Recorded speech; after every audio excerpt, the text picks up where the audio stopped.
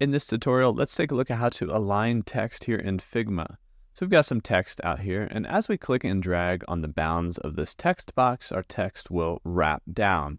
Now we can align this. Currently it's aligned left, which is default generally in every program.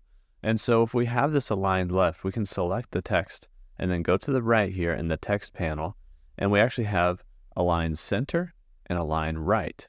But we have one more option as well inside these three dots. So we're going to go into the type settings. We can see there's an alignment section, and while we have left, center, and right, we also have a justify. Now justify will increase the space between letters and words in specific lines to match the edge of the text box. This looks a little bit better when you have text that is smaller. So let's make this text smaller, or like this. And then compared to the size of the text box, our text is a little bit smaller. So as we type this text out, you can see how it begins to basically justify itself to the edge of the text box. No matter where I scale this out, there's certain areas where it'll look better, like this, for instance. And then we can always change the line spacing over here. Looks like we were a little bit squished down.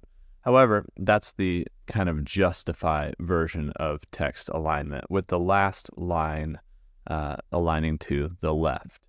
Now you can go align left, center, right, and that's how you can align text here in Figma.